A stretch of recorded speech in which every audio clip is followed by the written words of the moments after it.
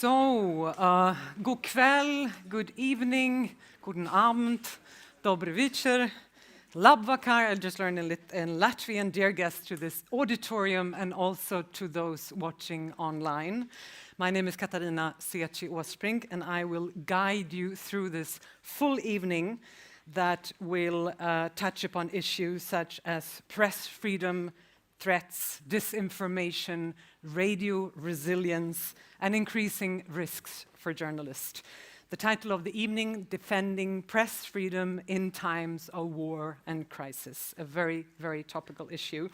There will be some space and time for questions from the audience at the end, but we also hope that many of you will stay along and grab some delicious Ukrainian food afterwards, which is waiting for you, and continuing the discussions. And I would like to kick off by introducing the Swedish ambassador, Veronica Wandt Danielsson. Tack, Katarina.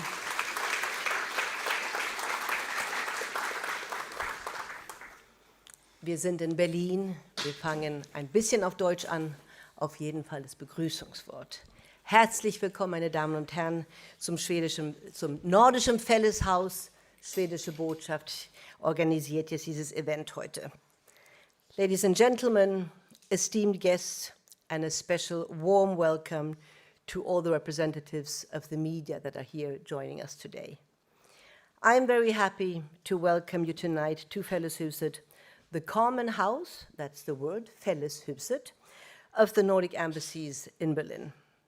Tonight, on the eve of the World Press Freedom Day 2024, we have in a joint Nordic, Baltic, Ukrainian, American endeavor gathered to discuss how to defend press freedom in crisis of war, as Katarina just said, with a special emphasis on the consequences of Russia's brutal aggression against Ukraine.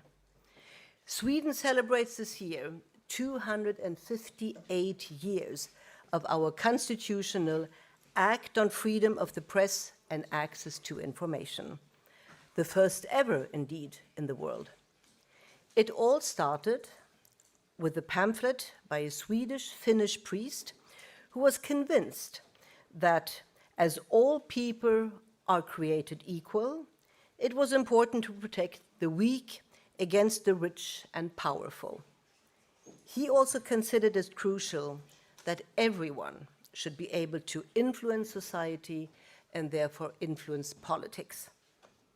His view, in those days, considered as revolutionary, was that openness, access to information, and public discussion were the very basis of a better society. These ideas gained traction and eventually resulted in this radical law adopted already in 1766.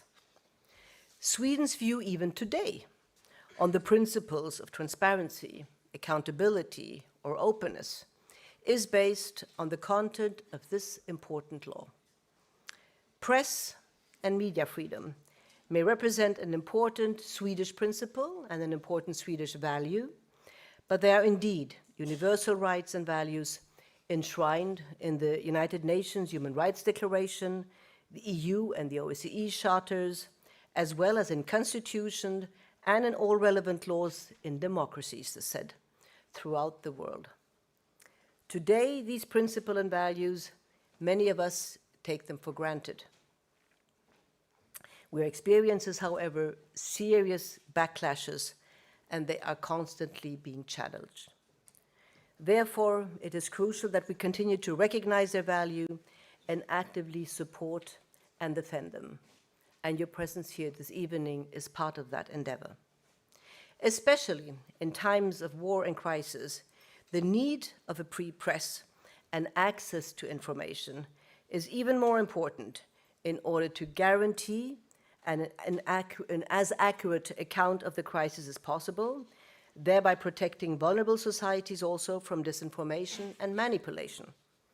If press and media freedom, as well as the freedom of expression, are not secured, other democratic rights and freedoms will always also risk being at stake. Ladies and gentlemen, we have most distinguished guests here tonight. I'm particularly happy to welcome Cilla Benkö, for over a decade has been the Director General and CEO of Sveriges Radio, the Swedish public service radio, and since last year also Vice President of the European Broadcasting Union. Cilla is not the least a passionate leader and a promoter of press freedom wherever she comes across it. She has also been rewarded for her work on gender equality in Sveriges Radio and has received the highest distinction you can get in Sweden, the King's Medal, for outstanding achievements in the Swedish media industry. Warmly welcome to Berlin, and you have the floor. And thank you for being here, Cilla.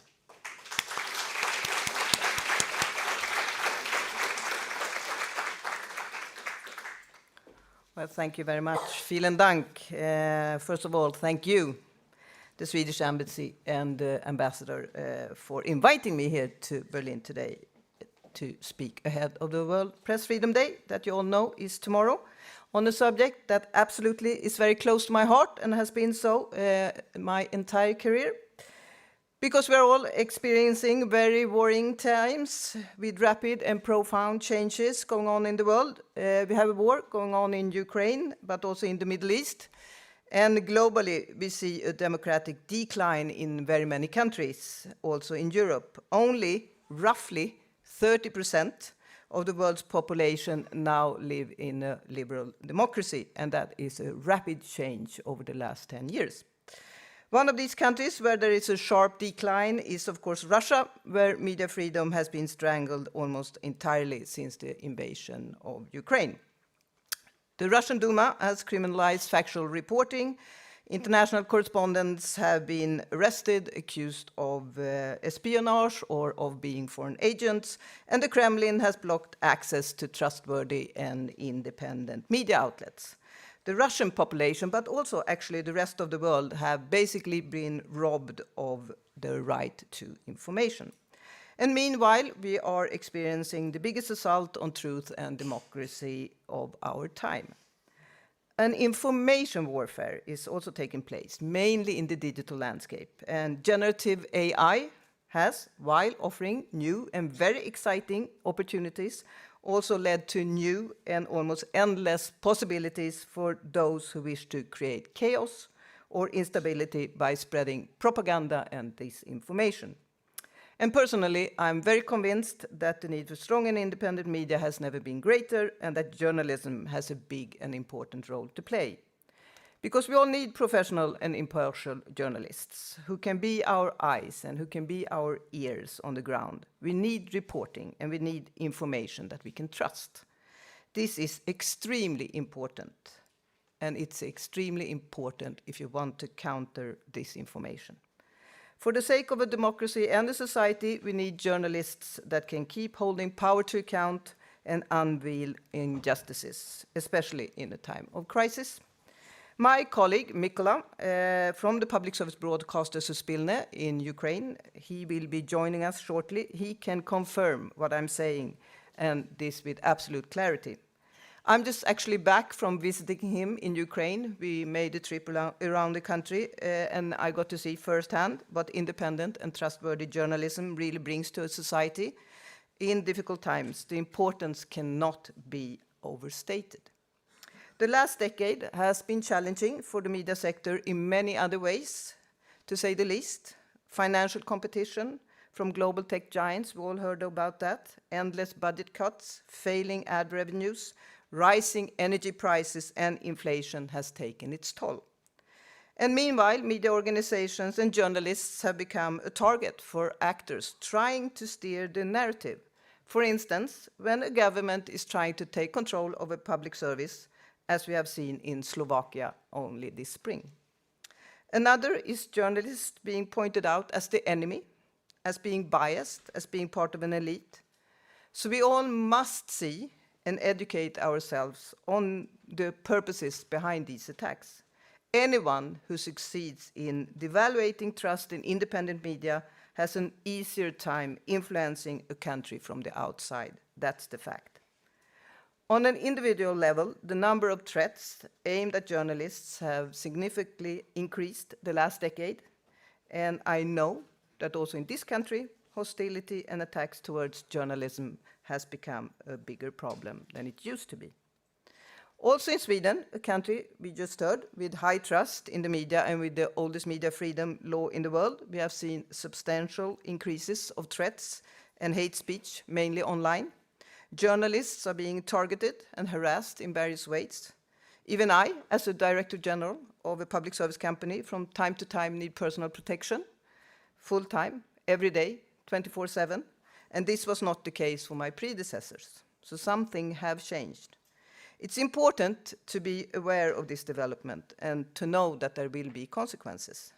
There are signs that indicate that some journalists avoid certain topics because they have a fear of being threatened or subject to hate speech. But there are, of course, also journalists that are in more acute danger today, putting their lives on the line every day so that we can get vital information on what's going on in the world, like right now in Kharkiv, for instance, or in Gaza. In the wars in Ukraine and between Hamas and Israel, we see devastating losses of lives. Children die, families die, civilians and aid workers. But the last year has also been the deadliest in these countries for journalists in modern time. Despite the fact that international law stipulates protection for journalists and civilians in conflicts.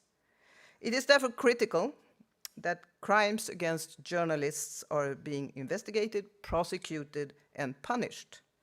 Unfortunately, that's not the case today. According to UNESCO, only 1 out of 10 cases when a journalist gets killed is solved and someone do get sentenced and punished.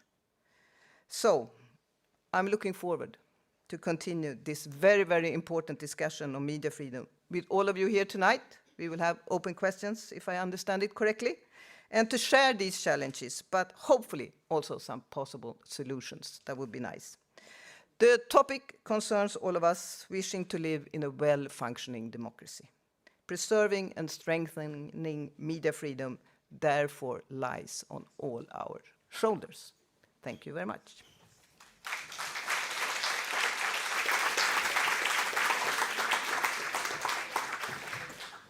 Thank you so much, Cilla, Benkö, for this helicopter overview of the current challenging situation. In any discussion, getting the facts right is very crucial. And when it comes to press freedom, the compilation done by Reporters Without Borders is of great value to anybody following these issues. And we're therefore very honored here tonight to have the executive officer of Reporters Without Borders Germany, Anja Osterhaus, with us, who is going to tell us something about the current trends and development globally when it comes to press freedom. Please, Anja.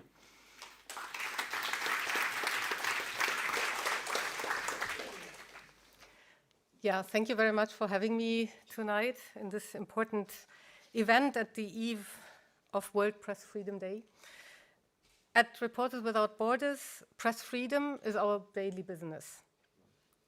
Tomorrow we will launch our annual index, rating the level of press freedom in 100 countries across the world. I cannot share any details at this stage, it's only tomorrow, but one news is clear, unfortunately, the situation of press freedom is deteriorating around the world. As you all know, journalists, and we heard already, journalists are under pressure in many countries, and for many different reasons. War is one of them. Clearly, any journalist living and working in a country at war faces significant security threats, and we shall hear more about that tonight, I suppose. But unfortunately, war is not the only risk. From Mexico and Mali to Myanmar, they are under pressure if they intend to speak or write the truth, and if this truth does not please those in power. Whether governments or businesses, drug cartels or mafia. Last year, 45 journalists lost their lives in the course of their work. 84 went missing and 54 were kidnapped. 521 journalists were in prison.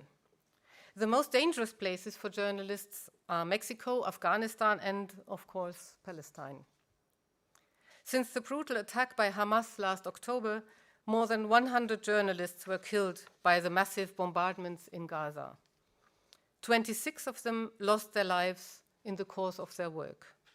And still, Palestinian journalists and bloggers continue to work out of Gaza under incredible conditions. Almost all of them lost their homes. Their offices are destroyed. There are frequent electricity cuts and internet connection is very unstable. But given that international media cannot enter the Gaza Strip, they are the only source of information we have.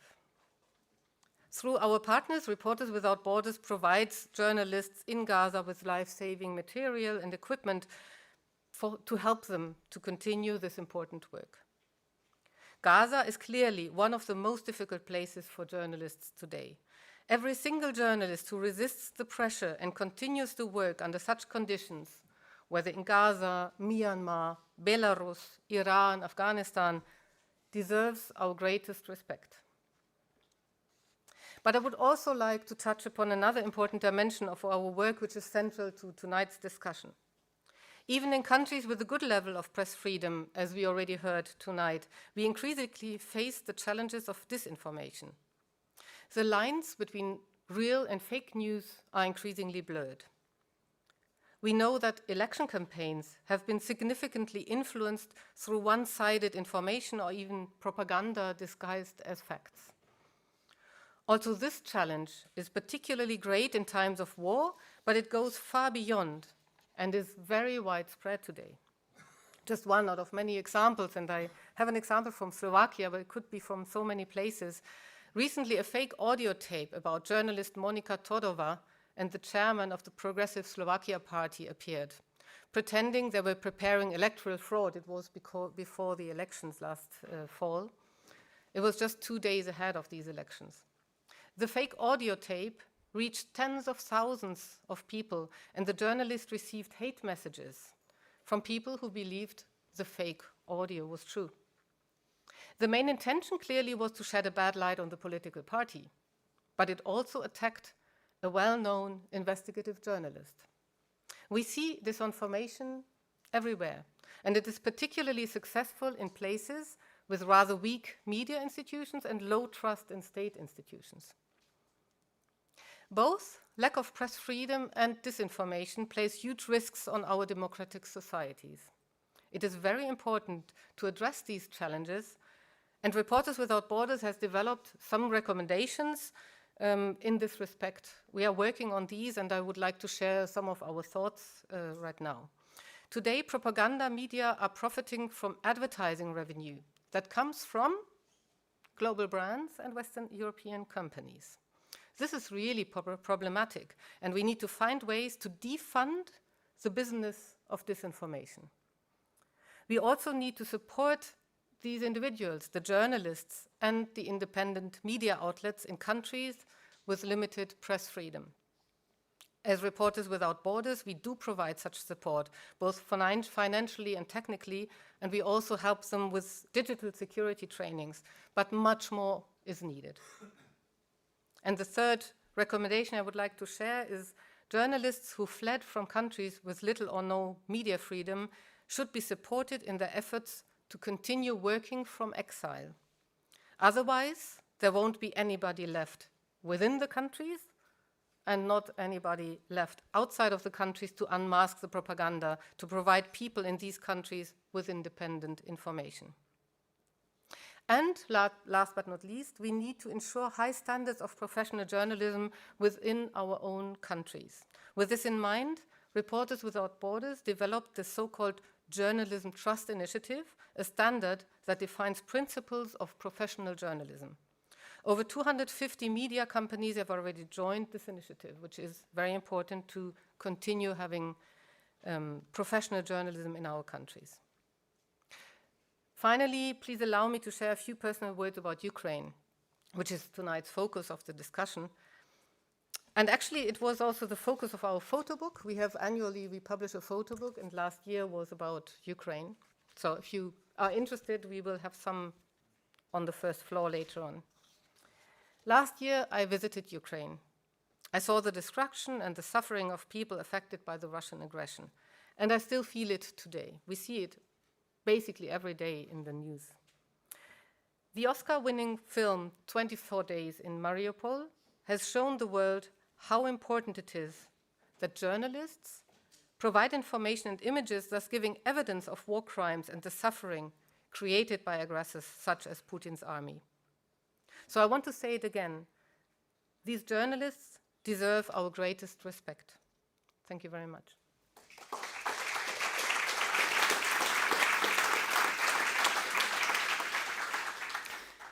Thank you so much. I'm sure that all of us will stay tuned tomorrow when the new Press Freedom Index ranking is being released, Anja. So after this sober health check on the status of global press freedom, we are now going to connect, I hope, with the beautiful and proud capital of Kiev, where we have Mykola Chernotytskyi, who is the head of the managing board, which is kind of CEO-like role, of Suspilne, which is the public service broadcasting company of Ukraine. Добрий вечір, Mykola. Ласкаво просимо віртуально до Fälleshuset, Berlin. Good evening. It's so great. We were expecting you here personally tonight, but circumstances came in between, and we are extremely happy to have you here online with us. And before I will ask you a few questions, I'm thinking that for those of you in the audience who have no idea what Suspilne is about, Suspilne means public in Ukrainian, we have a short film about your organization. So let's have a look at that one first.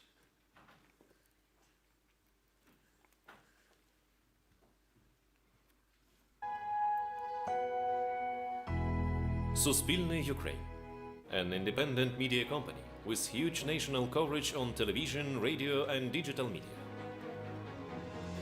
Round-the-clock news trusted by 84% of our audience. Country's largest network of local journalists. Over 10 million subscriptions on social media platforms, both national and local. Major projects in 2023. History documentaries that help revisit the past to avoid mistakes in the future. Projects about people who are fighting for Ukraine and have chosen the path of freedom, whose unbreakable spirit is admired by the whole world. Documentaries about those who are upholding human rights. Investigations of Russia's war crimes. Projects about the scars of the war. The horrors Ukrainians face every day.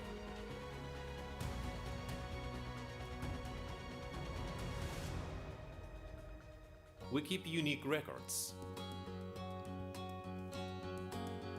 We spread the word about our culture, from legendary Smerichka and radio hits of the past to trendy comic strips and modern artists.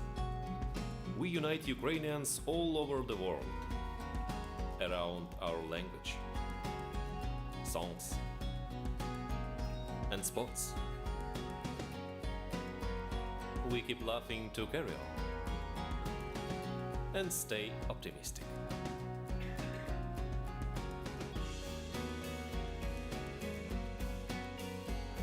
We care about our youngest, helping them to feel safe and be brave.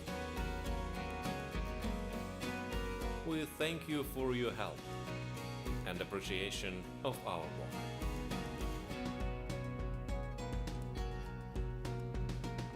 Defending freedoms in Ukraine. Suspilne, Ukraine. Yes. You do deserve a big round of applause. Mykola, good evening. Wonderful to have you on board. You're leading a public service institution of around 4,000 people in the midst of a war. Can you tell us a bit about that morning, 24th of February 22, when your news editor called you up and informed you that Russia was invading full scale? Good evening. Yes, honestly say, I'm not sure what I'm correctly remember all what happens 24 February, but I try to remind it. But what I remember clearly, it's my chief editor of news wake up me really at 5 a.m. and say, it's a war has started. I live near the office and I arrived to office in 20 minutes. We go back because we are last 2 weeks, maybe 2 weeks before, all rumors, all talks only about possibility of invasion, etc. So we all are prepared with go bags in our homes. At 6:30, we started with broadcast. At the same time, we established contact with our regional branches to make sense of the situation, because Russia started to invite for the different direction, Kharkiv, Sumy, Chernihiv, and we need to understand what happens here. We spent one night in shelter in our office with all top manager, with team who broadcast, etc. And on the next day, we made decision to, according our protocol of security, to relocate it, all possible production in Lviv. It's our reserve center, and it takes 2 days, I think, and. We started broadcast from the Lviv. We launched backup studio in bomb shelter. It's our new specialization. We continue broadcast. We are works with our team in our branches, and we give them rights to do what they need. For example, because time to time our manager from the different branch ask us what we need to do. But guys, you are on the ground, you know the situation better. We can only help you with some resource, not more, but decision you need to make themselves on the ground. Right. But I'm very proud my team what works during this period when the Russia first day in Chernihiv, what was site in Sumy, what was in circle of Russian troops. In Kharkiv, what was bombed every day. In one day, I remember in the middle of May, in the middle of March, we talked with our colleague with the big media, and they asked, who has journalists in Chernihiv or Sumy? And only we have. And only we can give information from here. And I would like to emphasize one very interesting story about our team in Kherson. When Russia occupied Kherson, where the beginning of the war started. And half of our teams stayed in Kherson all this period of occupation. And we said, okay, your life is a preference. You need to do something dangerous, but they continue give information from Kherson. And we, as public broadcaster, one of the two maybe really verified sources of information from Kherson under occupation. Yeah, and I mean, now you're in the 3rd year of this horrific war, and among your realities are, I mean, Russia bombing infrastructure, we see TV towers falling, we see Russia jamming satellites, we see Russia performing cyber attacks, pumping out giant amounts of propaganda and disinformation, and your staff, as any other Ukrainian, is under immense pressure. Can you describe the kind of work modus operandi still under these very, very special and very pressurizing circumstances? Is that, I mean, how do you operate, how do you work? And also perhaps shortly touch upon your audience. Has your audience changed, or at least changed its behavior? as audience change their behavior. For example, Ukrainians change how they consume news.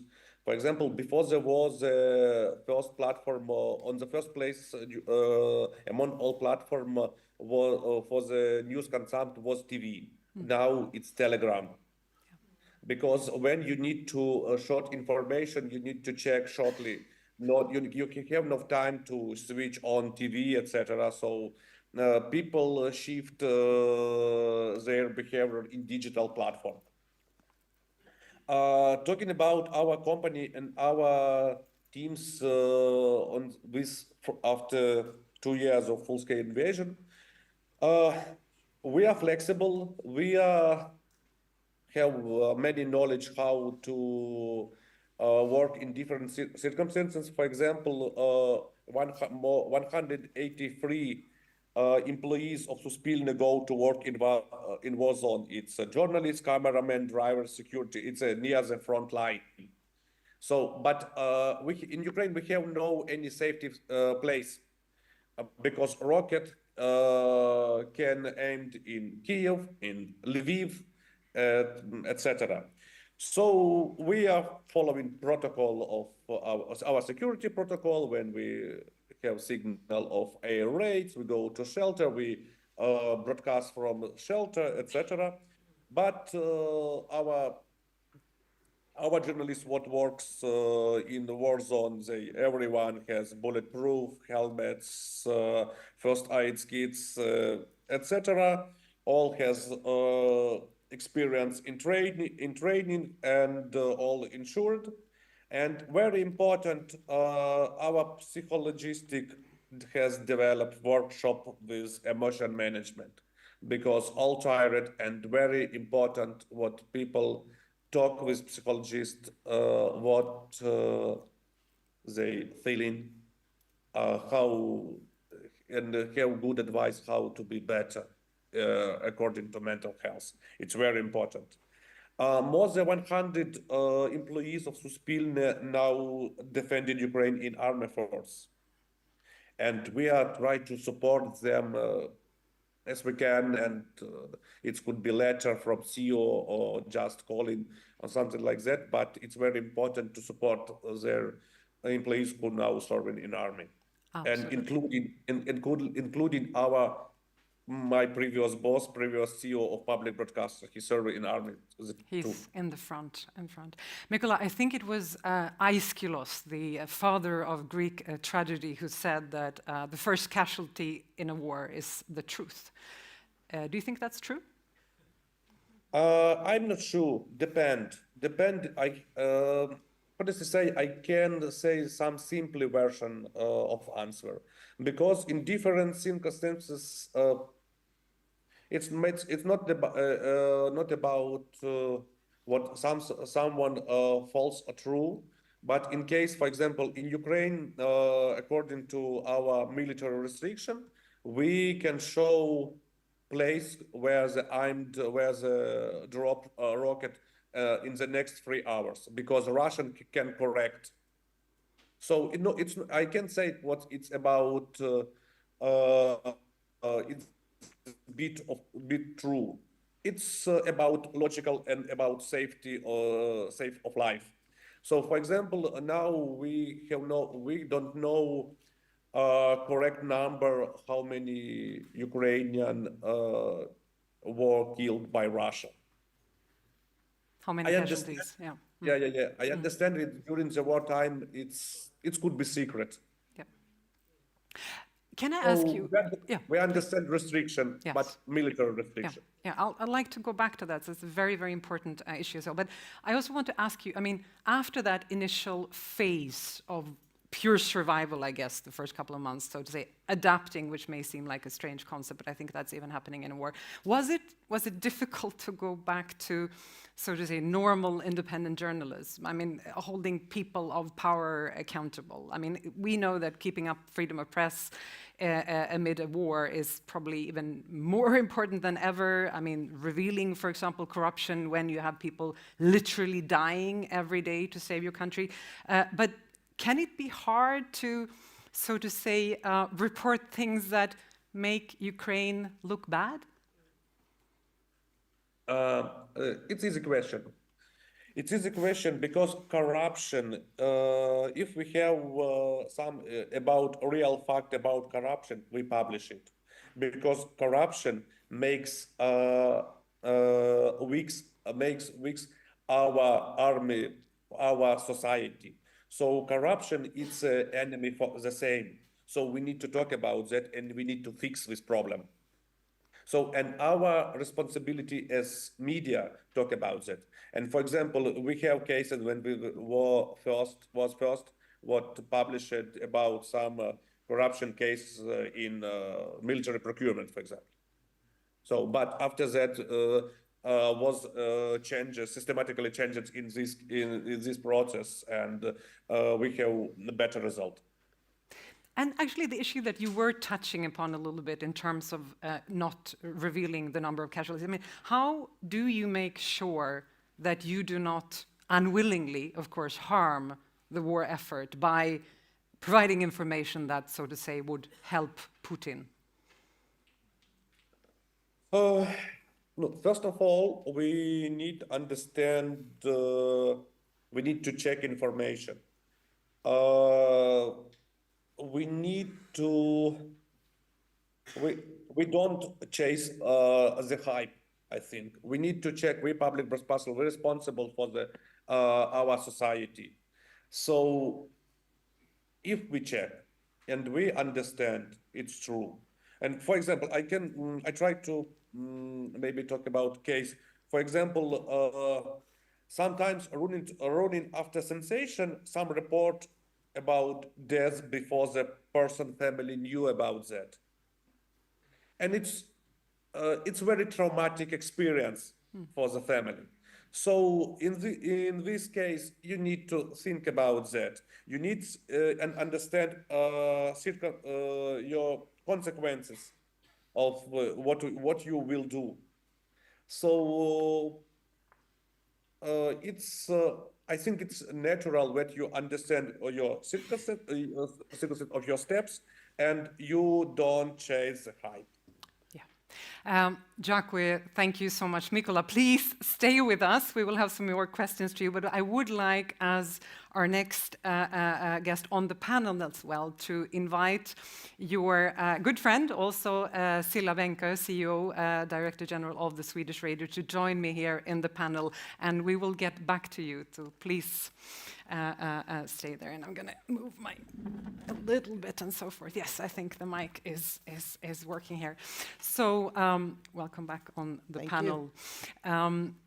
I remember the 24th of February, and of course, as everybody in this room, and I know that a lot of people in Sweden actually turned on the radio and turned on Sveriges Radio, Swedish Radio.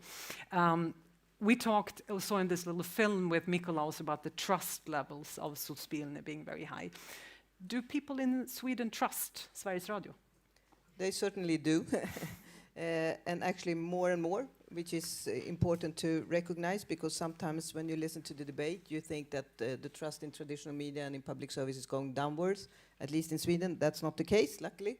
And I think what you mentioned has something to do with it. Swedish Radio has the largest network of foreign correspondents of all Nordic media.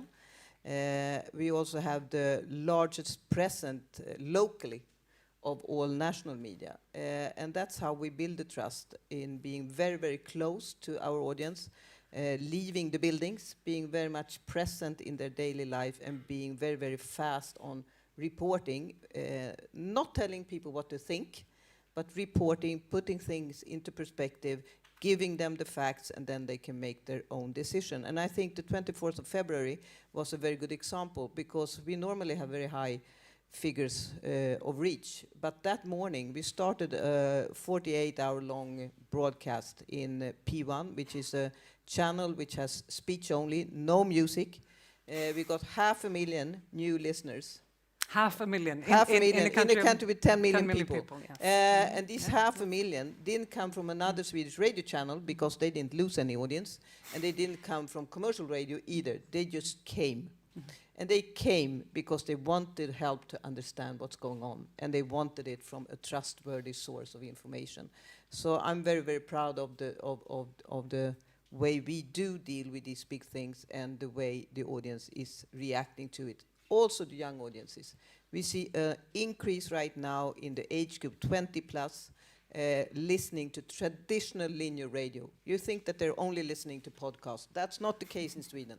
They're tuning in ordinary linear radio, also to this P1 without any music, because there is so much going on, and they also want to understand. Because also young people want to understand and make up their own decision. And as long as you stick to it, that you don't tell people what to think and do, but give them the facts, give them the voices, being very close to the community, being very much out there, giving them stories where they could recognize themselves, they do come. So it's not only TikTok. I think that's very encouraging. It's not only news. TikTok, but we're present on TikTok as well. Absolutely. Let's talk a little bit about the special role of radio, because we talked to Mykola here, and we also heard about, I mean, all the challenges in times of crisis and war. We also know that you have a special emergency response mission within the Swedish total defense, which is the defense which includes both the military defense and also the civil part of it. Can you tell us a little bit more about this mission? Well, I agree with Mykola that, of course, you could see that people were tuning in, going into social media to get fast information. But still, to be able to get that fast information, you need a device that is very much dependent on electricity. And we also see that there is no electricity. And you don't need to have a war. If you go and ask UN, they predict that we will have 560 natural disasters in the world per year from 2030 and onwards. 560. Most likely some of them will hit Germany. Some of them will definitely hit Sweden. And then there is no electricity. Right. The mobile phones will not work. And you saw this in 2021 in this country, where people lost their lives and they lost their homes, and the only way that you could communicate was through radio. And I know that television people hates me for saying this, and also newspaper people hate me for saying this, because we all want to think that the digital is the thing, but the digital is only the thing as long as there is electricity and a mobile phone system that is working. Otherwise, it's radio. Terrestrial radio works because you can broadcast without electricity, and you can have a radio receiver that don't needs to be loaded all the time. And that gives us an advantage and gives us a very special role when it comes to the Swedish civil defense. Absolutely, and including, I guess, also some geolocation challenges that also happens with other medias and so forth. You mentioned in the beginning that you just visited Ukraine. You went not only to Kiev, but to many other cities. You met with Mykola, right? And I think we have some photos here of your recent visit from Ukraine. What takeaways or conclusions can you share from this trip? And what can countries like Sweden, like Germany, learn from the Ukrainian experiences? Well, you can learn a lot, and I strongly encourage you to go and not just sit and think that you know what's going on, because you don't know until you're there. And of course, there are a lot of things that I took back, and Mykola, as you see here on the photo, patiently showed me around, and I took a lot of his time, which he didn't have time for. But thank you so much, Mykola. But one thing, of course, you can never forget the people. I mean, you meet these people, and as you said, they're on their third year of a war. You don't know where the bombs are going to hit. You don't know if they're going to hit you, your home, your family, your loved ones. You have no clue if it's going to be today, tomorrow, the next week, or 3 weeks from now. You don't know if it's going to be in the morning, during the daytime, or in the evening. But you need to know all the time, where do you have a shelter? And most likely you know your shelter very close to your home, but you also have a daily life that you want to do. So you need to know the shelters wherever they are. And you need to live with the constant pressure that you will have to have your day totally disrupted, going down to shelter not once, but maybe 2 times, 3 times, and preferably at night. So you could have weeks without sleep. And these people are still up there, they're functioning, they're trying to do their daily life, not only at Suspilne, but overall in Ukraine. That was my biggest impression. And there are some more. I mean, there's no kind of coincidence that the Russians are now targeting the power plants and the mobile phone systems, because as we spoke about before, if you can cut out the internet and if you can cut out the electricity, you can get hold of the information. There is a lot of disinformation going on. Commercial radio got their news bulletins hacked. So Suspilne have decided that they can only have news bulletins that are live on air, because otherwise they can also be part of disinformation. There are very, very many times where there is no electricity. You have to make sure that information is not only for people that have a lot of money. We've all seen the photos of people trying to follow the war on a mobile phone on the train. Might work. I took the train from the Polish border to Kiev. It takes 15 hours. And I can tell you, very many times there were no mobile phone network at all, or it was 2G or 3G. But if you were in first class, then you have satellite coverage, because then you had Starlink. But how many could afford to travel in first class? It was me, my colleague, and 4 Ukrainians. The rest were in second class. And how do you reach them with information? Well, it's not on a telegram on a mobile phone, because the mobile phone is not going to work. So that was something that if you go there, you actually see that the photos that we get and the picture that we get of a very digitalized country doesn't always work. And Sweden is also very digitalized. And there is a, I think, naive picture in Sweden that we will solve everything through internet and satellite. That's not going to work. Thank you so much, Cilla. And you were talking about this information war that any modern war is also part of, where, I mean, disinformation or manipulation of information plays a big role. And we have heard it from the World Economic Forum in Davos that actually among climate change, disinformation is the biggest threat to mankind. And in order to continue this discussion, I'd like to invite another guest. It's Oskars Kastens from Latvia, who works as a, yes, a round of applause for you as well. Oskar works as a planning producer for Radio Free Europe, Radio Liberty in their office in Riga in Latvia.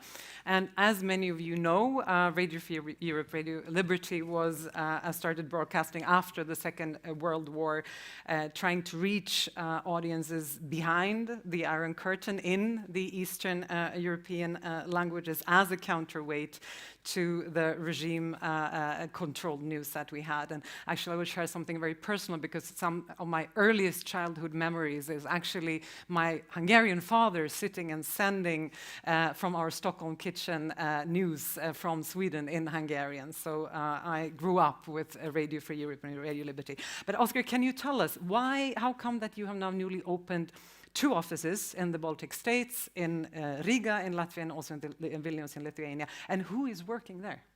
Yes, that's true. I will give you a very short overview of our offices. Radio Free Europe, Radio Liberty has 20 offices across the world, stretching from Islamabad to Brussels. And Riga is one of the 20 offices. You are absolutely correct, it's a new one. It opened only last year, January. And radio is actually very thankful to Latvian authorities who helped it and assisted in every way, especially when it comes to the visa issues for our staff who fled from Russia and now are working in Riga office. We have 77 staff at the moment. 1/3 are local Latvian citizens and 2/3 are Russian citizens, Ukrainians, 1 German, 1 Finnish, 1 Belarusian, 1 Lithuanian. So basically we are international office, and two main how to say programs which are working in Riga office is the TV program called Current Time Baltics, where I work as a producer, and Russian service. So I think we are doing quite well, because our Current Time Baltics, we are on air just for 1 year. We are covering all Estonia, Latvia, Lithuania for Russian-speaking audience. We also have offices in Lithuania, freelancer in Estonia, freelancer in Helsinki. I really hope that soon we will have also one staff in Stockholm, because since Sweden has joined NATO, it has become an inevitable part of security architecture in the Northern Europe, and we are covering these issues very extensively. And basically, we have approximately 100,000 views per month. That's for new program, which is aired not in prime time. We are 30 minutes long program at 5 p.m., the time when usually people are commuting to work or from work. And but I think we are doing well, and we are, let's say, working as one family. So your prime audience, you actually have the Russian-speaking audience in the Baltic states, but then you also have Russians inside of Russia. Is that correct? Exactly, yeah. Our primary audience are Russians living in Baltic states, Estonia, Latvia, Lithuania. Not only Russians, but those who speak Russian, because Baltic states in this regard are quite multilingual. Average citizen in Latvia speaks Russian, Latvian, English. So basically, but we see from our statistics that we've been viewed also in Russia through YouTube, through VPNs, and that's the way how we work through unbiased and uncensored and accurate information that we try to provide for audience who is outside of Baltic states. Exactly. We actually do have a small footage, right, from your one of the some footage from current times. I just wanted to clarify that it's not current time Baltics, but taking into account that our today's subject is how to counterweight propaganda and to bring the message to the audience. I prepared a very short excerpt from our program, which is broadcasted from Prague. It's called in Russian "Смотри в оба." In English version, it's called "Footage versus Footage," and it shows how very often audience in Russia is being manipulated by the issue of states of terrorism. So, please. Can we please show the footage?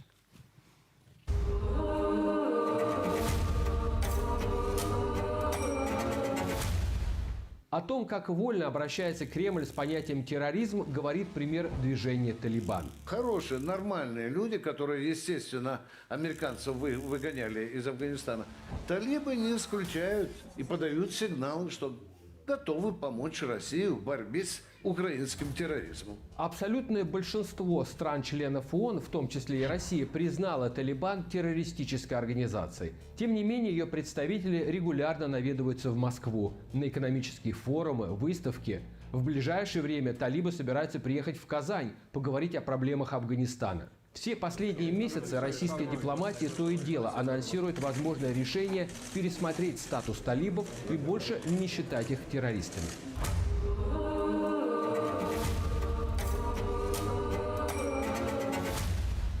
Закономерно, что и неонацистский киевский режим перешел к террористическим методам.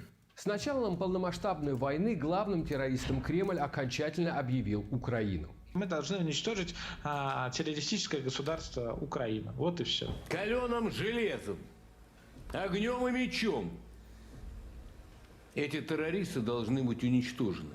Терроризмом в прокремлевских СМИ называют не только обстрелы сооружений двойного назначения, например, мосты, НПЗ, снабжающие топливом боевую технику, но и удары по российским военным объектам, аэродромам и базам.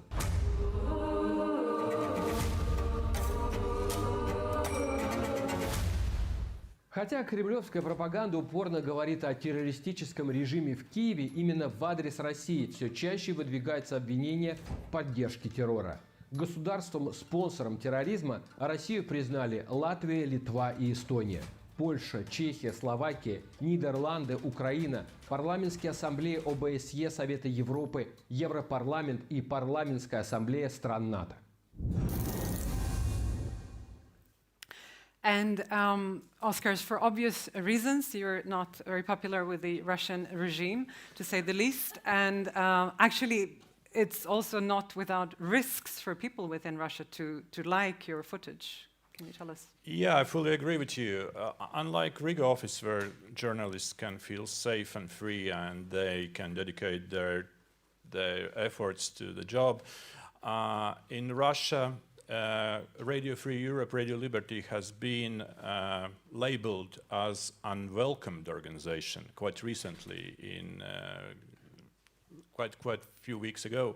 Basically, what does it mean? Our TV, you can watch it online through Current Time TV website, through YouTube channel, wherever, different internet platforms.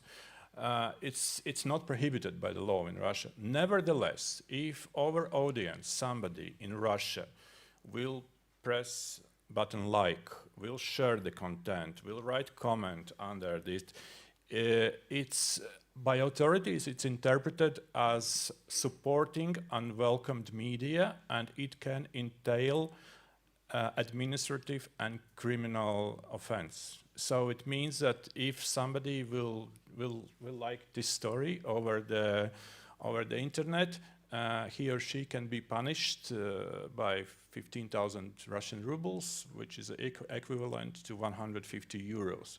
If such things will repeat, this person can be a subject to criminal offense and can spend some time in penitentiary. And I would also like to acknowledge the fact that you have several colleagues imprisoned, right? I think we have a photo of these colleagues. We have four colleagues now are in prison. 2 are imprisoned in Belarus, 1 in Russia, and 1 more is imprisoned in Russia's occupied Crimea. The most prominent journalist is Miss also Kurmasheva. She is a dual citizen of United States and Russia. And she traveled back home for visiting her mother, ailing mother, and she was arrested in an airport when she was trying to leave Russia. Now she is in prison, and you can see here for our colleagues, and I'm really thankful to those organizations, for example, Reporters Sans Frontières, who has supported us in efforts to free them. And I just want to mention that last week, European Parliament, they adopted a resolution on where they applied to Russian authorities and asked to free journalists who are in detention, including also and also foreign journalists. Thank you, Oskars. I'd like to go back. Mykola, are you still with us? Kiev, yes, you are. Wonderful to seeing you. Because when we talk about disinformation, I mean, we know that Russia invests enormous amounts, I mean, billions of dollars in disinformation or in manipulation of information as part of their hybrid operations. And I mean, you are the prime target. How do you work with that? Are you a believer in Suspilne of debunking, which means that you, so to say, reveal the disinformation as soon as possible, or the famous pre-bunking, which can be explained perhaps that you try to, so to say, inoculate your audience to be more resilient against disinformations? How do you work in Suspilne? Working against propaganda, it's really complicated issues, really. But we have both way. For us, for example, very important develop critical thinking and verified facts, etc., etc. So if you give information what you verified, your audience know about that, you have a big level of trust. So, and people understand what, okay, I saw this information, I need to check. And okay, I check in Suspilne, because we know time to time some on the focus group where the people say, if Suspilne said about that, it's true. So it's like evaluation of our job. But in other way, we produce. I'm not sure what it can call propaganda. It's more about how Russia use information during the war, especially, for example, how Russia use culture, how Russia use sport, etc., etc. So it's about good storytelling about it. Thank you so much. You would like to add something? Yeah, I please? think you also told us a very interesting story, Mykola, when we were there and we talked to your head of news, that she said that disinformation is often so badly done, so that's sort of easy to spot, but that the tricky thing right now is manipulated news, where the substance is actually true. And then it's being built into a much bigger story. And she told us about, for instance, that there are high-ranking people within Ukraine that might have a son who is studying in London and therefore is not in the war. Then it becomes not only one son who is in London, but then it becomes a story that the entire elite of Ukraine don't have any of their children joining the army. So they take kind of something that is true and build a story around it, and that's much harder to detect. That's such a, thank you so much for pointing that out, because I guess that's exactly the challenge, these kind of half lies, half truth. And the question is, I mean, do you have the journalistic tools to deal with that? If you would like to comment on that, Mykola. I think the best journalistic tools really it's your quality of your job, and you need to check. I know. I remember in one newspaper. I'm not sure. It's maybe in the USA. They have like motto: if mama said, if your mama said what love you, check twice. Yeah, that's. So I think. Yeah, so yeah. I think we need to do the same with information when what we deliver to our audience. Yeah, yeah. I would like to bring, we have so many fantastic guests here tonight, yet another guest, and that is Demian von Osten.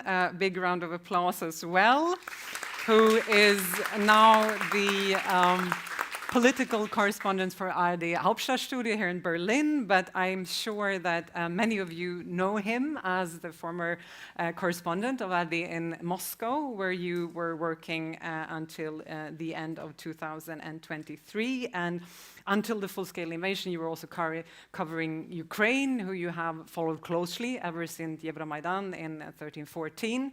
And I mean, it's always important, I think, in any of these debates to remind that Russia's war against Ukraine did not start on the 24th of February 2022, but actually over 10 years ago, of course, with the illegal annexation of Crimea and the war in Donbass. And Demian, we heard about these increased risks for journalists globally and, of course, also in this region.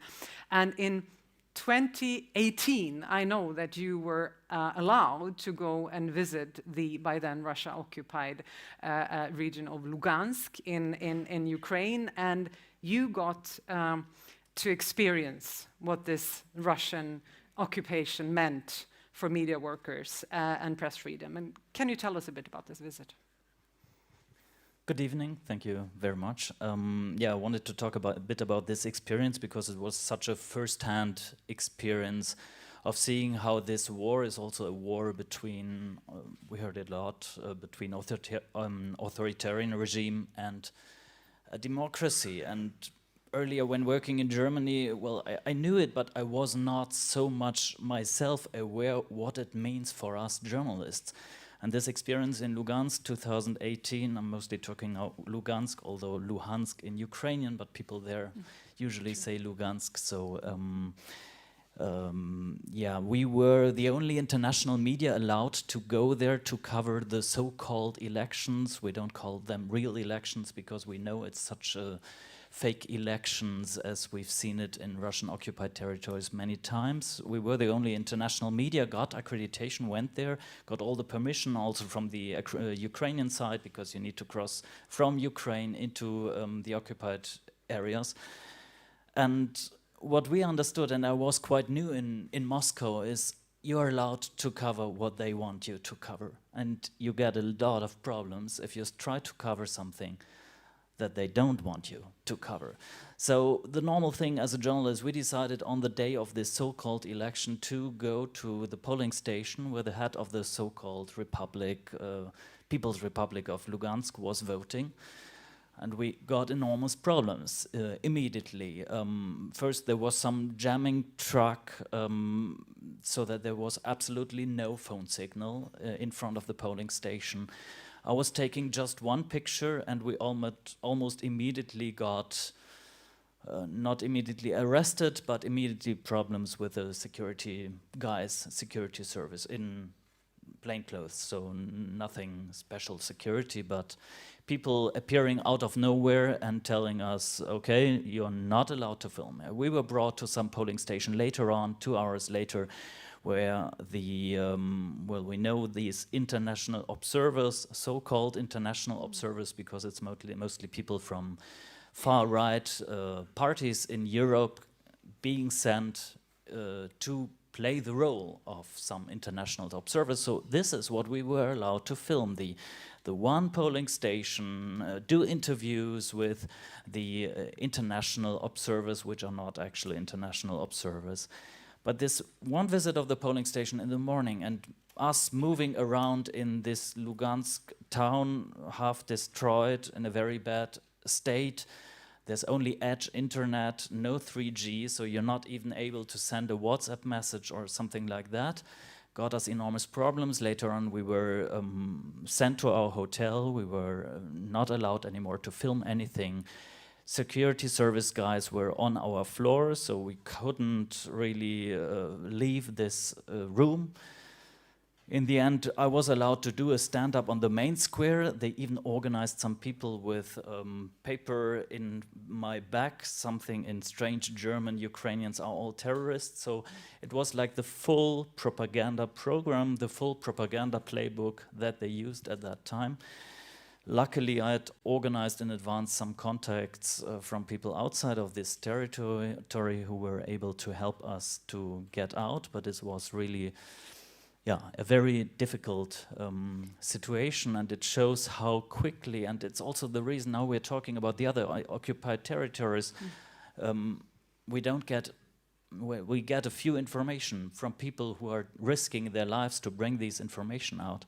But this is the reason why we don't know anything or heard very few things, because information space is so much controlled, and that is. Can we fast forward now to, I mean, you were actually there on the day of the full-scale invasion as well, and can you tell us a little bit about the development of you as a foreign correspondent in Moscow in the aftermath of the 24th of February? I mean, what could you report on? Who could you talk to? And was this shrinking access somehow, was there a risk that to start, so to say, self-censoring yourself a little bit?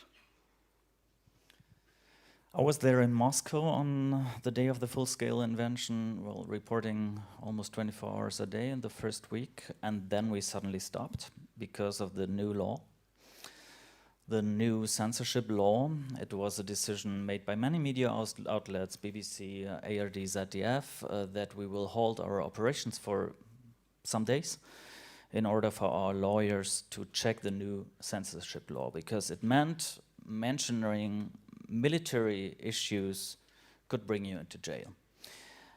So we, foreign correspondents, is one side of the story, but we have local people working for us. It's also very important. We have about 2/3 of our staff is Russian, and also the people you're interviewing. That's a big problem media outlets are facing now. So you have people who are telling you something critical. It happens. It happens still in Moscow, St. Petersburg, maybe not in the countryside, but the big cities. But can you broadcast it? Can you broadcast it? Because there are, you know it probably, there are cases where people gave an interview on the street criticizing the Russian government, or just mentioning facts, actually what happened in Bucha, etc., who were sent into jail and got huge problems. So that is very difficult. We had different phases after this short interruption. It was an interruption of, I think, 3 days. Then we started broadcasting again, but decided not to do the military topics from Moscow. It didn't mean self-censorship because we were doing it as a company in other parts. So as you are reporting from Riga now, our colleagues in Cologne, in Germany, or in Kiev were reporting about the military aspects, but we stopped with it, which was for us a big change. In April 21, I went to the military camp in Voronezh in Russia, where they were rehearsing the operation. We filmed there, we even did some stand-up, a drone was flying, but nobody arrested us. So it was a big difference 1 year later, because all these things couldn't be done. And the propaganda is also something that is so massive at that moment. We went to Taganrog, a city on the coast Azov Sea, next to Mariupol, about 1 hour, I think, in normal times. And you're there knowing what's happening in Mariupol, and you're talking to people on the riverbank, or not the seaside, and people are openly telling you in the microphone, yeah, but it's their fault. They destroy their city at the moment. The Ukrainians, it's their fault. And you're confronted with the reality that you're reading all the time through a VPN, and then you have people who are so much convinced of it. That's really a big problem you're facing when you're reporting about. What was your question? Well, I mean, you answered a lot in what the question. After many years in Russia, you have so much to tell. I'm sorry. Absolutely, yeah. We should have more. But I just wanted to ask your question because at the beginning there were these laws introduced, but people were still very open about talking, even critical things. It lasted about half a year. Till the mobilization. The mobilization in Russia was a huge shock for many people, and nobody was willing to talk into the microphone. Then it restarted a bit after they understood, okay, there are some people who were sent, but I'm not touched, and they started talking even some critical things where you were, as a journalist, were feeling, okay, can I broadcast it if you say there's a war in Ukraine, because even the word war is under criminal charges. You're not allowed to use it, no. And then in spring 23, the judicial processes started, and that's the moment when it was almost impossible to get something critical. And to fast forward, I guess that also a turning point must have been the arrest of your American colleague, Evan Gershkovich, the Wall Street journalist correspondent who was arrested, I think, in the spring of 2023, right? And was still imprisoned and accused of espionage. That was the moment that we understood also as foreign correspondents. I know we have a lot of Russian journalists in jail, but as foreign correspondents that we are also a primary target. Right.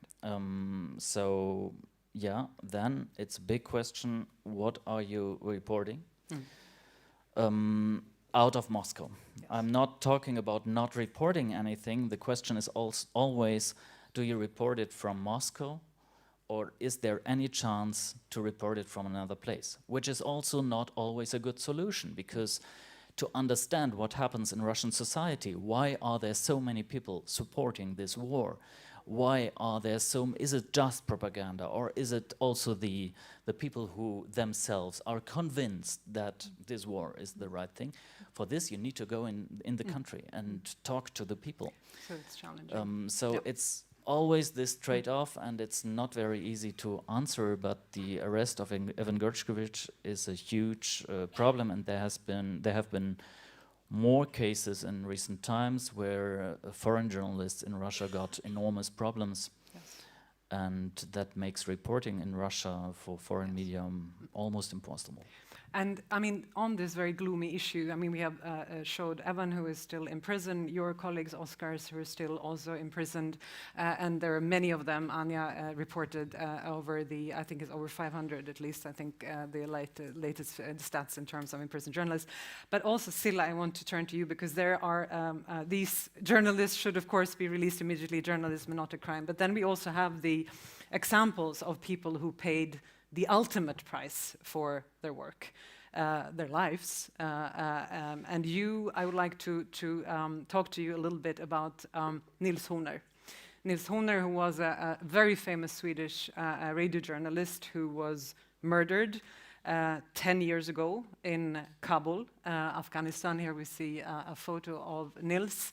And actually, if you could tell us a little bit about Nils, and also about, you were pretty new in your role as CEO at that time, what the murder of Nils had for consequences of your thinking. Actually, your thinking also today, when you send your big circle of correspondence to all these hotspots, including Ukraine. Yeah, and we have a guy in Yemen at the moment. Yemen. That's not the safest place on earth. Unfortunately, either. This is a very tragic story. I mean, and this is not a cowboy. This is a he was a very, very experienced foreign correspondent. He never took any risk that wasn't calculated. And you have to realize, as a foreign correspondent, and you know that, you do take risks. But you do take, hopefully, at least, calculated risks. And we do all the time with our staff. He was bluntly murdered on a fairly safe street. 2 people went up behind him and shot him in the head. So he wasn't in the wrong place. I mean, that can always happen as a foreign correspondent, that you can be caught into crossfire, or you can be in a house that get bombed, or whatever. He was on the street. He was trying to cover the election. 2 people came up and killed him.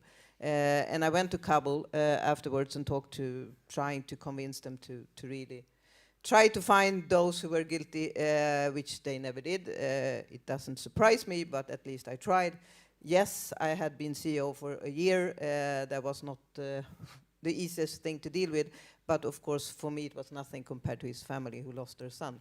But there is, I mean, there is a problem, and that is that when I started in this profession, and believe it or not, it's 40 years ago, then it was an asset being a journalist in a war zone or in an unstable country, because that was the only way to get information out of the country. Now with the internet, there are so many other ways to get the information out of the country for those who want to be in charge of the information, and those are normally evil people. And they want to paint a picture of the world that journalists want to say the counterpart on. So a journalist is trying to actually to paint another picture, and then the journalist becomes a target, and that we see all the time today. So it is crucial that you do a good evaluation before you send someone.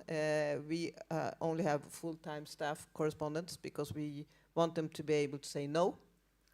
If you have them on a contract, they might say yes, because otherwise they feel that they will not get a renewed contract. If you're a full-time staff, at least you feel secure that you have your employment. So we want them to be able to say no. We train them a lot, of course, and we always listen to them. And if they don't want to go, they don't go. But luckily for the rest of us, there are people out there that do want to go and do want to do the stories, even though they put their life semi into danger. They do. But it is a tricky decision. I sign off on any correspondent that we do send into a high-risk area. They do an evaluation. Our security officer makes an evaluation. The head of the foreign news desk make an evaluation. I get 3 different evaluations, and then I sign off if I think it's okay. It's your final and sometimes you have a really big lump in your stomach when you sign it off, but you sign it off anyway, because it is important. But I have to also say that there's another thing that we discuss a lot now, and that's also out of Ukraine, and that are the mobile phones. The mobile phones, they are a problem in so many ways. And one of my biggest experiences from Ukraine and the war in Ukraine is that there is also a war on drones.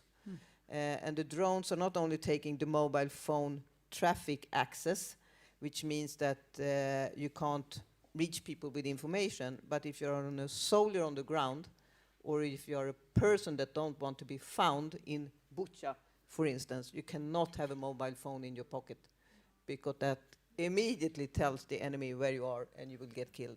And that's also a problem that we do have, not only with civilians and soldiers, but also with journalists.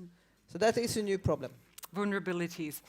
Time is flying, and I soon want to open up for you, dear audience. But before I do that, I want to invite Anja Osterhaus back on the stage, because in the beginning you talked a lot about global press freedom, and here we concentrated a lot on Ukraine and Russia and the war and so forth. But we also know that press freedom is something that needs to be defended everywhere, and including in our countries, in Sweden, in Germany, in the United States, etc. So I actually would like you to comment a little bit about the press freedom. I know that last year you cannot reveal the rankings, we know that, but I think that Germany as well as Sweden were backsliding as far as I remember last year. Can you tell us something about the trends when it comes to our own countries? To our own countries here in Europe, basically Germany, Sweden. So, I mean, I really want to acknowledge that we are in a very good place in Europe overall related to press freedom. If we listen to what we just heard, I mean, every year when we publish our index on press freedom, we just find that European countries are at the top, and that is a very good place to be.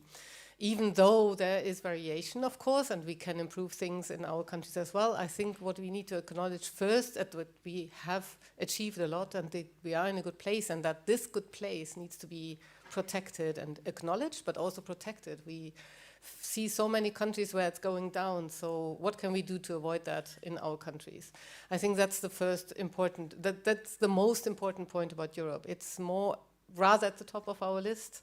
Even though we have countries where we are very concerned, like Hungary, for example, now Slovakia, even Italy, you may have heard that there's even been some censorship in Italy. I mean, that's new trends as well in Europe, that we have in countries like Italy, these kinds of problems. We have media concentration sometimes in France, for example, where media, like a few very rich individuals own basically most of the media in the country, and have influence on that, and if we are unlucky, it's right-wing, very right-wing, extreme right influence. So we do have challenges. We also have challenges in Germany, and we certainly have challenges in Sweden. I have to say I'm not an expert in Sweden, so we really look very much into the cases where the problems are.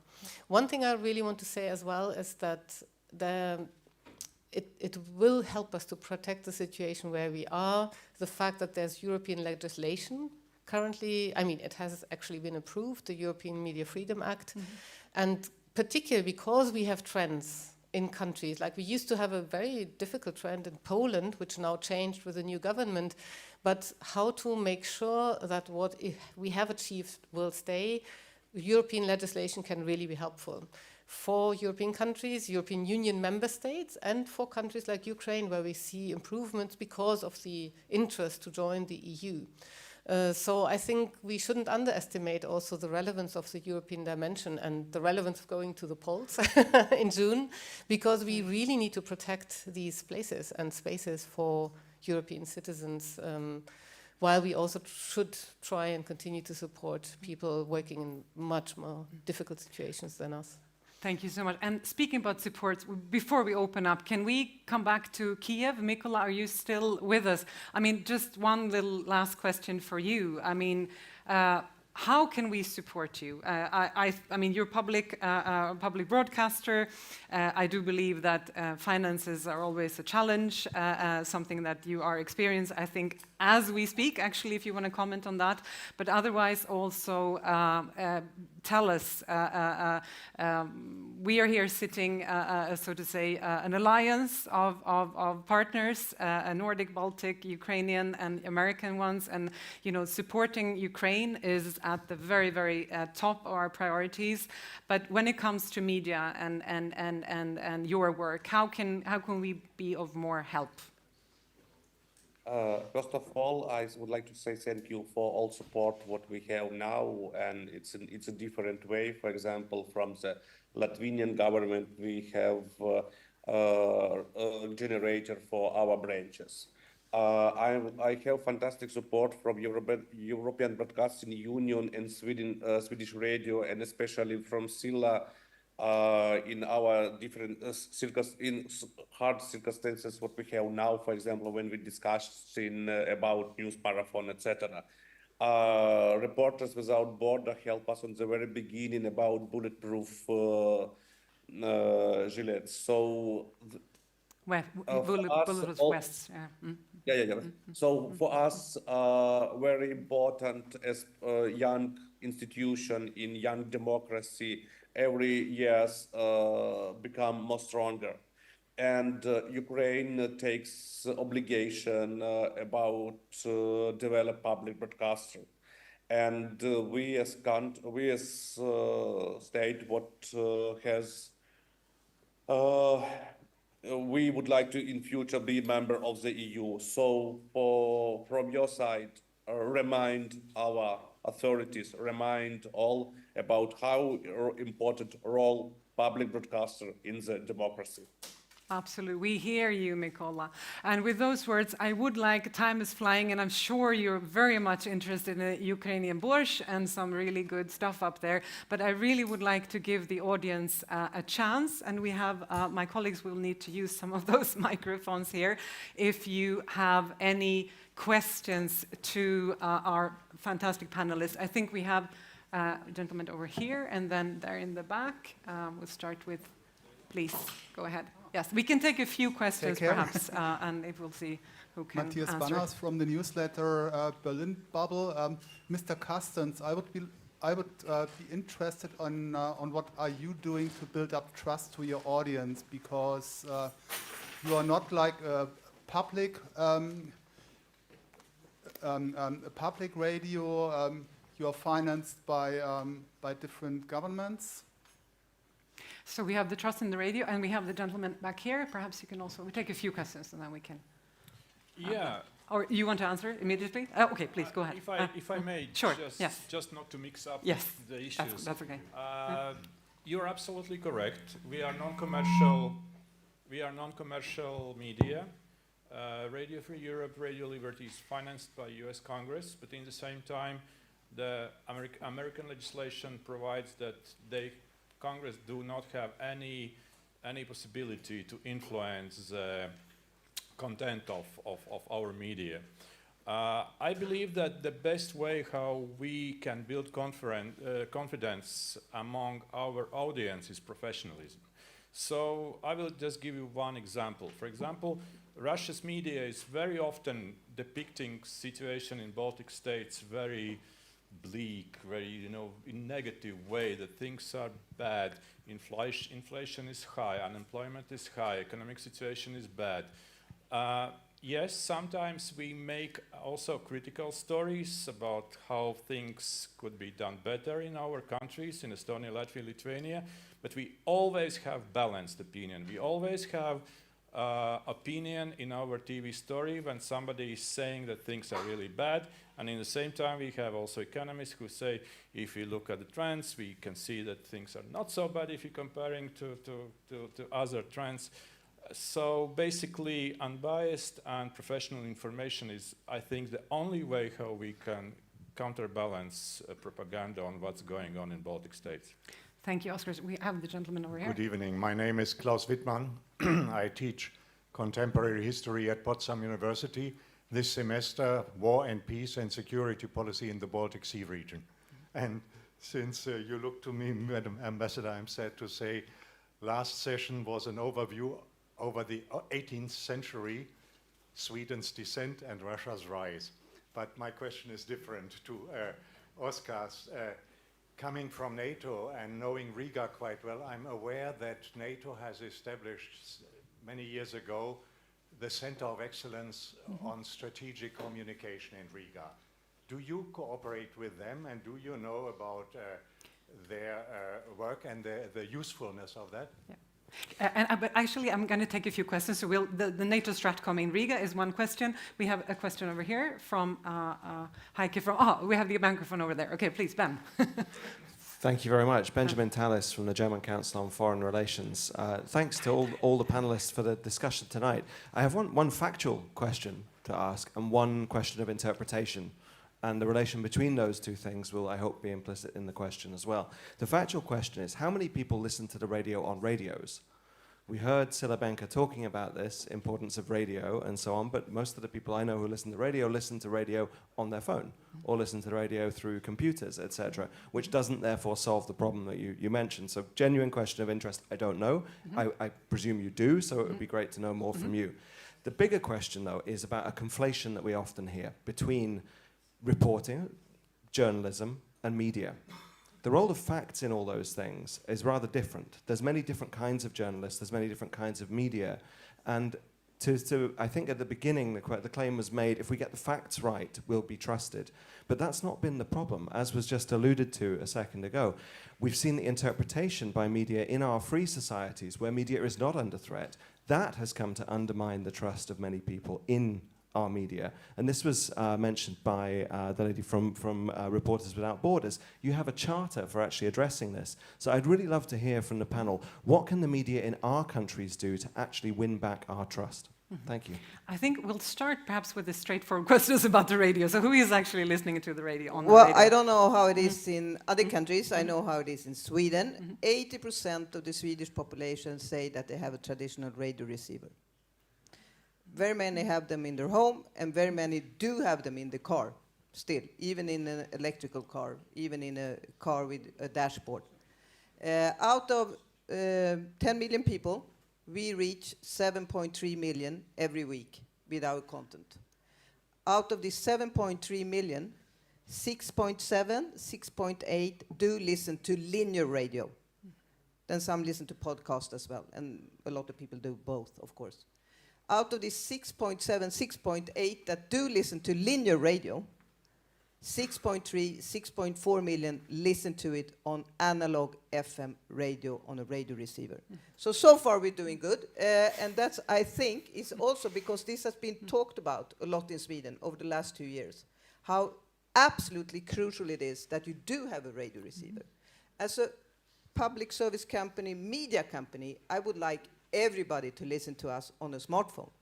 Because if they listen to us on a smartphone, they can also get our news bulletins, they can get our podcasts, and we have a much bigger variety that we can serve them with than if they're stuck in a normal radio receiver. But as a civil defense organization, we need them to have a radio receiver. It's not my obligation to get Swedish people to buy a radio receiver. We have other institutions that do that, and they have been very successful so far. So we're trying to juggle this, and I'm trying to say we do have to stand on both legs at the same time. Because if there is no electricity, there is no electricity. And in Sweden, if there is snowing a lot, or if it's very windy, or if it's flooding, there is no electricity. So people have learned the hard way that if they don't have a radio receiver, they don't know if they can leave their home, they don't know where they get fresh water, they don't know if they can send their kids to school or if they can travel on the road. In Sweden, winter is a surprise every year.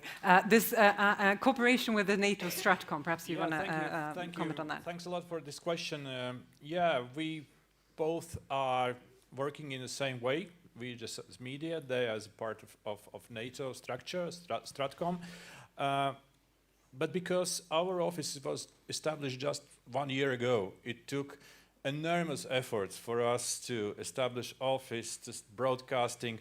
Our signal goes from Riga to Prague, and it always takes a lot of logistical challenges. So I believe that our office is just starting building alliances with different organizations, and with Stratcom we both were partners for Riga Security Conference last October, so we made a lot of interviews there with ministers and security specialists, and I believe that in the future we will have much more closer cooperation with Stratcom. The big question about how to regain the trust, perhaps Demian or Anja, would you like to comment on that? I would answer, as Mykola said, professionalism first. Make sure the audience can receive your program, second, on a platform they choose. And third, take the perspective of your audience. Anja, would you like to? So I wouldn't pretend to have the answer. I guess this is one of the biggest challenges we face, how to distinguish real news from fake news, disinformation from real information. Very, very difficult. So the Journalism Trust Initiative is one element of an answer, which basically gives the audience the certainty, okay, this source of information, this platform, this media company has been certified by this initiative, so it's a trustful media company. But so how can we help the consumers to distinguish? I guess that's the big challenge, and I want to share a story. I have a son, and my son, when he was younger, he told me, told us all the time at the table, oh, this and that is happening, and we asked him, where do you have the information from? Ah, from the internet. And I mean, we are in a well-educated household.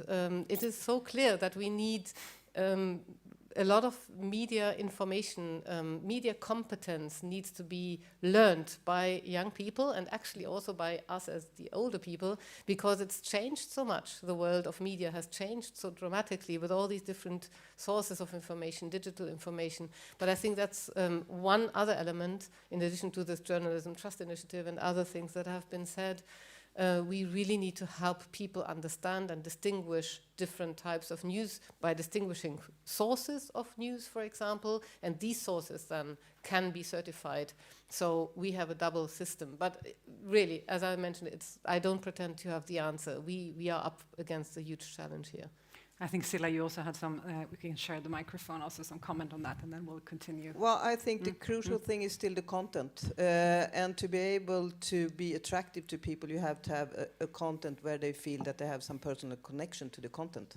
And you have to have the right people employed then. If everybody looks the same, it comes from the same background, you will have a certain amount of content, but you will definitely not have all the content that is needed and not all the perspectives.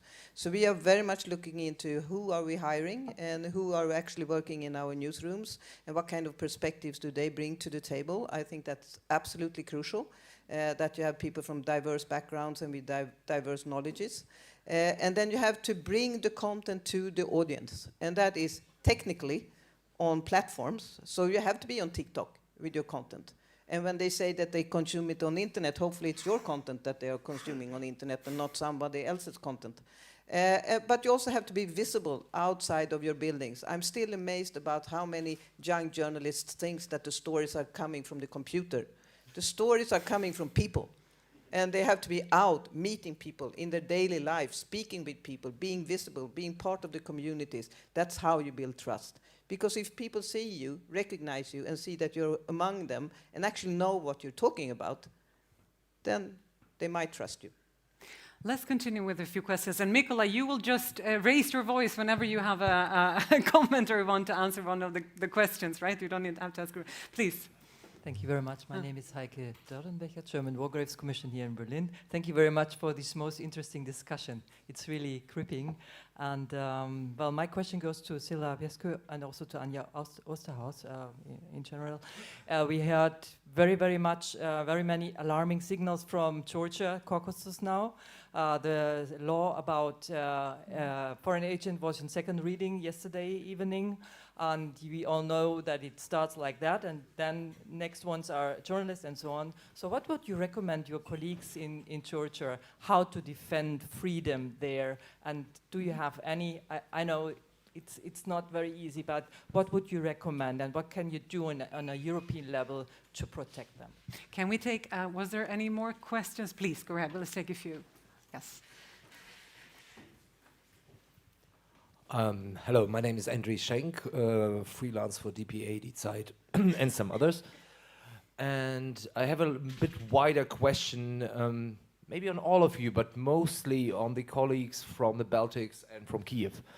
And this concerning, I'm sorry, with the combat of this flood of, let's say it's Russian disinformation or pro-Russian disinformation, and the way to deal with this. And I'm sure most of you are familiar with Brandolini's law and this concept that to say it bluntly, the amount of work needed to debunk some fake news, let's say, call it bullshit, is way more, the amount of work that is needed is way bigger than the amount that is needed to create it.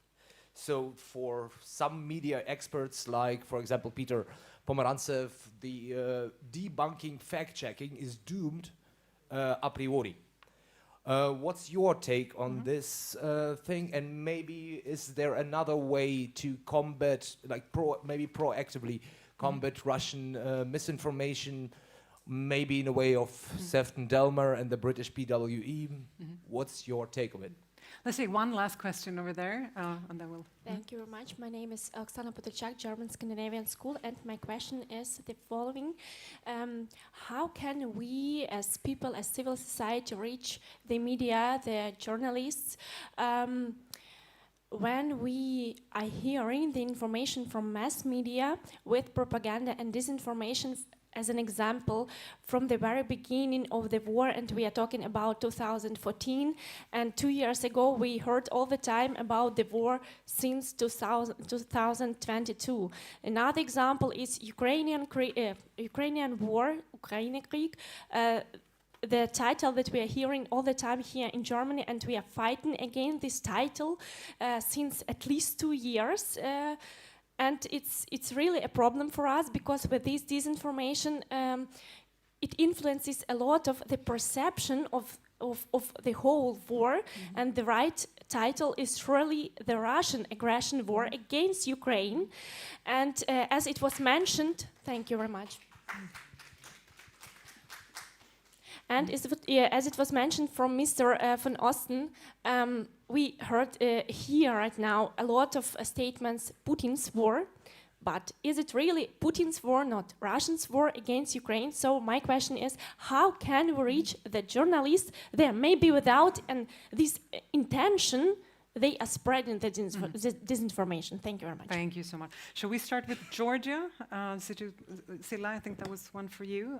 Present situation. Yeah, it is a disturbing situation, of course, in Georgia. Georgia happens also to be a member of the EBU. And if you are a member of the EBU, you get the full support of the EBU. So we're working on it as much as we can. And working on it means raising your voice, making alert, talking to politicians, trying to influence the situation on the ground. I was thinking, so the question about the cost of debunking. Perhaps, Mykola, we did touch upon these issues a little bit, but perhaps you want to elaborate on something. Is it too costly to spend a lot of resources debunking disinformation? Absolutely right, yes. But we have other way, more efficiently. It's critical thinking, but it's a more long way. It's a long journey. So I don't know. The more worst scenario, it's will not do debunking. So we need to do what we can in this situation. And if someone can propose other way, you are welcome. Oskars, do you want to add on that one? Just few words, yeah. I fully agree with Suspilne that definitely it's a huge difference to work under circumstances of war like our Ukrainian friends are working currently in Kiev, and not only in Kiev but in all the regions of Ukraine. But another work circumstances are if you are sitting in somewhere in Baltics in office where you have electricity, internet, and you don't have to find shelter when you hear sirens outside of your office. I believe that it's very important to provide alternative opinions for those people who are relying on the media, which is sometimes distorting facts and are working as a huge mechanism which is oiled by billions and billions of dollars to multiply countries' opinion across the world. So basically, alternative sources of information coupled with professionalism, I believe that it could be a good counterweight to the way of debunking. I was thinking this question about the language and the correct phrases. Demian, perhaps you want to comment on that, or Anja, so how to get away from the Ukrainian war to name it something more properly? I have no easy answer. ARD, my company, is mostly using the term Angriffskrieg gegen die Ukraine, which is the translation of Russia's aggression war against Ukraine. My perception in the population is that it doesn't change a lot. People are talking in Germany mostly about Ukraine war. Comparing to other wars, I didn't prepare for that question, but in 2003 we also said Iraq war. So mostly wars have been named after the region where it takes place and not after the person, the country that started the war. Although I acknowledge the fact that language does a lot for the perception of the war. What definitely is a no-go in my opinion is sometimes I still hear Ukraine conflict. We are way above conflict already for lots of time, so we have to remember sometimes that from 2014 till 2022, 13,000 people died in this war in eastern Ukraine, and people were still calling it a conflict. Also, this was not correct. So I think we can forget about Ukraine conflict, but with the war, I prefer to use verbal phrases like Russia attacked Ukraine, for example, in order to explain it in a better way, or the full-scale attack, something like that. Just some sort of small words that we all use all the time. I think in the end, in the audience has the impression that they need to learn a vocabulary now, and it doesn't help in understanding what's really going on. But it's my personal opinion. I support your point, but I see also problematic aspects with just concentrating on the phrase. Right. Yeah. I think that we had so much food for thought in this amazing panel, and there is some real food waiting for you upstairs. As I said, delicious Ukrainian kitchen, and I'm sure that we are going to continue these very, very content-rich discussions. I want to thank you all, dear audience, but I also want to thank, really from the bottom of my heart, this distinguished panel of ours. Please stand and take the applause. And thank you for everybody here and online. And thanks for tonight. And please welcome upstairs to grab a bite. Good. Okay. You want to have a absolute